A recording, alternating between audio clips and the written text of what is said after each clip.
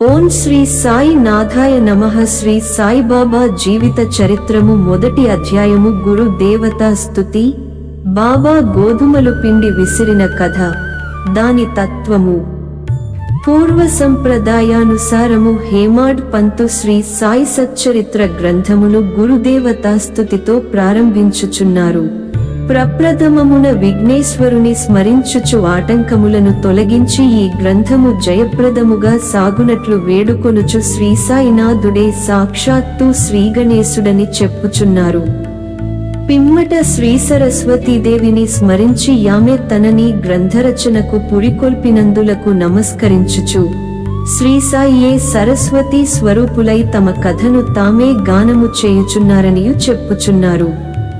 తదుపరి సృష్టి స్థితిలయ కారకులగు బ్రహ్మ విష్ణు మహేశ్వరులను ప్రార్థించి శ్రీసాయియే త్రిమూర్త్యాత్మక స్వరూపులనియు వారు మనలను సంసారమను నదిని దాటించగలరనియు చెప్పుచున్నారు.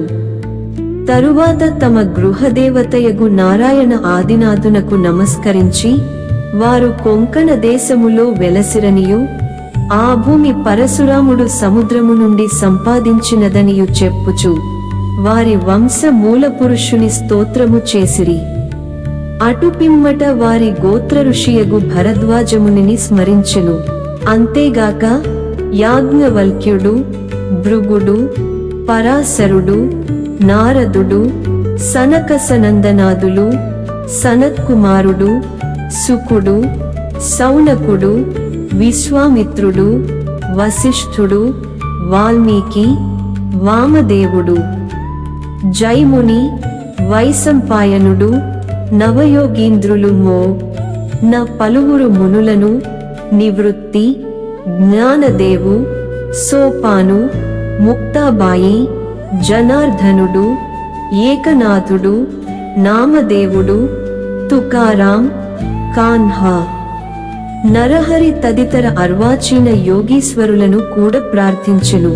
తరువాత తన పితామహుడైన సదాశివునకు, తండ్రి రఘునాథునకు, కన్నతల్లికి, చిన్నతనము నుండి పెంచి పెద్ద చేసిన మేనత్తకు, తన జ్యేష్ఠ సోదరునకు నమస్కరించెను.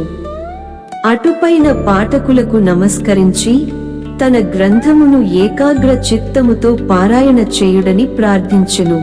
చివరగా తన గురువు దత్తావతారమును అగు శ్రీసాయిబాబాకు నమస్కరించి తాను వారిపై పూర్తిగా నాధారపడి యున్నానని చెప్పుచు ఈ ప్రపంచము మిథ్యయనియు బ్రహ్మమే సత్యమనే అనుభవమును తనకు కలిగించు శక్తి వారికే కలదని చెప్పుచు నీ ప్రపంచములో నేయే జీవులందు పరమాత్ముడు నివసించుచున్నాడో వారలందరికిని నమస్కరించెను. పరాశరుడు, వ్యాసుడు, శాండిల్యుడు మొదలుగా గలవారలు చెప్పిన భక్తి మార్గములను పొగడి వర్ణించిన పిమ్మట హేమాడ్ పంతు ఈ క్రింది కథను చెప్పుటకు ప్రారంభించెను.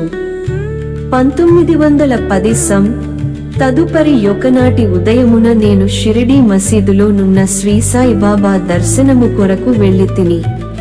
అప్పుడు జరిగిన ఈ క్రింది విషయమును గమనించి మిక్కిలి ఆశ్చర్యపడితిని. బాబా ముఖ ప్రక్షాళనము గావించుకుని గోధుమలు విసురుటకు సంసిద్ధుడగుచుండెను. వారు నేలపై గోనె పరచి దానిపై తిరుగలియుంచిరి. చేటలో కొన్ని గోధుమలు పోసికొని కఫని, చొక్కా, చేతులు పైకి మడచి పిడికెడు చొప్పున గోధుమలు వేయుచు విసరసాగిరి. అది చూచి నాలో నేను, ఈ గోధుమ పిండిని బాబా ఏమి చేయును? ఆయనెందుకు గోధుమలు విసరుచుండెను? వారు భిక్షాటనముచే జీవించువారే, వారికి గోధుమ పిండితో నేమి నిమిత్తము? వారికి పిండి నిల్వ చేయవలసిన అగత్యము లేదే అని చింతించితిని.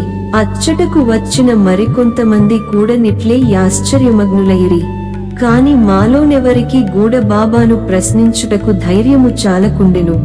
ఈ సంగతి వెంటనే గ్రామములో వ్యాపించెను. ఆ బాలగోపాలము ఈ వింత చర్యను చూచుటకై బాబా వద్ద గుమిగూడిరి. నలుగురు స్త్రీలు ఎటులనో సాహసించి మసీదు మెట్లెక్కి బాబాను ప్రక్కకు జరిపి వారే విసరుట ప్రారంభించిరి. వారు తిరుగలిపిడిని చేత పట్టుకుని బాబా లీలలను పాడుచు విసరుట సాగించిరి. ఈ చర్యలను చూచి బాబాకు కోపము వచ్చెను. కాని వారి ప్రేమకు భక్తికి మిగుల సంతసించి చిరునవ్వు నవ్విరి. విసరునప్పుడు స్త్రీలు తమలో తామిట్లను కొనిరి. బాబాకు ఇల్లు పిల్లలు లేరు, ఆస్తిపాస్తులు లేవు. వారిపై ఆధారపడినవారు, ఆయన పోషించవలసిన వారెవరును లేరు. వారు భిక్షాటనముచే జీవించువారు కనుక వారికి రొట్టె చేసుకొనుటకు గోధుమ పిండితో నిమిత్తము లేదు. అట్టి పరిస్థితులలో బాబాకు గోధుమ పిండితో నేమి పని? బాబా మిగుల దయార్ద్ర హృదయుడగుటచే మనకి పిండిని పంచిపెట్టును కాబోలు.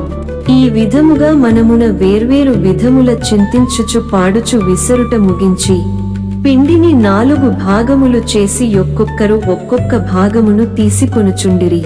అంతవరకు శాంతముగా గమనించుచున్న బాబా లేచి కోపముతో వారిని తిట్టుచు నిట్లనెను. ఓ వనితలారా, మీకు పిచ్చి పట్టినదా ఏమి? ఎవరబ్బ సొమ్మనుకొని లూటీ చేయుచుంటిరి? ఏ కారణము చేత పిండిని గొంపోవుటకు యత్నించుచున్నారు? సరే, ఇట్లు చేయుడు. పిండిని తీసుకొనిపోయి గ్రామపు సరిహద్దులపైని చల్లుడు. అది విని యా వనితలాశ్చర్యమగ్నలైరి, సిగ్గుపడిరి. గుసగుసలాడుకొనుచు ఊరు సరిహద్దుల వద్దకు పోయి బాబా యాజ్ఞానుసారము ఆ పిండిని చల్లిరి. నేనిదంతయు జూచి షిరిడీ ప్రజలను బాబా చర్యను గూర్చి ప్రశ్నించితిని. ఊరిలో కలరా జాడ్యము గలదనియు దానిని శాంతింపచేయుటకది బాబా సాధనమనియు చెప్పిరి. అప్పుడు వారు విసరినవి గోధుమలు కావనియు, వారు కలరా జాడ్యమును విసరి ఊరికవతల పారద్రోలిరనియు చెప్పిరి.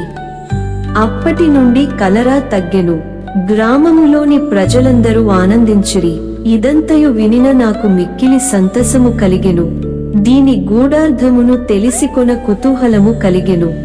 గోధుమ పిండికి కలరా జాడ్యమునకు సంబంధమేమి? ఈ రెండింటికి గల కార్యకారణ సంబంధమేమి? ఒకటి ఇంకొకదానినెట్లు శాంతింపజేసెను? ఇదంతయు అగోచరముగా తోచెను. అందుచే నేను తప్పక ఈ విషయమును గూర్చి వ్రాసి బాబా లీలలను మనసారా పాడుకొనవలయునని నిశ్చయించుకొంటిని.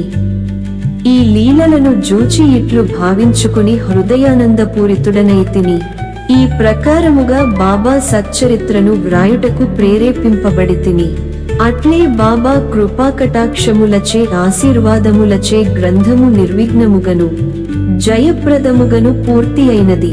తిరగలి విసురుట, దాని వేదాంత తత్వము తిరుగలి విసరుటను గూర్చి షిరిడీ ప్రజలను కొనురీతియే కాక దానిలో వేదాంత భావము కూడా కలదు. సాయిబాబా షిరిడీ యందు సుమారు 60 ఏండ్లు నివసించెను. ఈ కాలమంతయు వారు తిరుగలి విసరుచునే యుండుడి. నిత్యము వారు విసరునది గోధుమలు కావు, భక్తుల యొక్క పాపములు, మనోవిచారములు మొదలగునవి.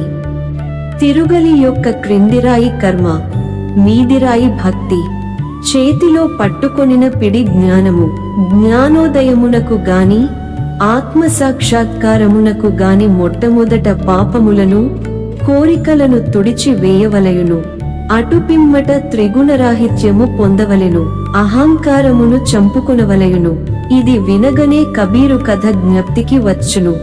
ఒకనాడు స్త్రీ యొకతే తిరుగలిలో ధాన్యమును వేసి విసరుచుండెను. దానిని చూచి కబీరు ఏడ్వసాగెను. నిపతి నిరంజనుడను యొక్క సాధుపుంగవుడది చూచి కారణమడుగగా కబీరు ఇట్లు జవాబిచ్చెను: నేను కూడా ఆ ధాన్యము వలె ప్రపంచమును తిరుగలిలో విసరబడెదను కదా. దానికి నిపతి నిరంజనుడిట్లు బదులు చెప్పెను: భయము లేదు, తిరుగలిపిడిని గట్టిగా పట్టుకొనుము, అనగా జ్ఞానమును విడువకుము. నేనెట్లు గట్టిగా పట్టియున్నానో నీవును అట్లే చేయుము. మనస్సును కేంద్రీకరించుము, దూరముగా పోనీయకుము. అంతరాత్మను జూచుటకు దృష్టిని అంతర్ముఖముగానిమ్ము, నీవు తప్పక రక్షింపబడెదవు. ఓం నమో శ్రీ సాయినాథాయ నమః. శాంతి శాంతి శాంతి. మొదటి అధ్యాయము సంపూర్ణము. సద్గురు శ్రీ సాయినాథార్పణమస్తు. శుభం భవతు.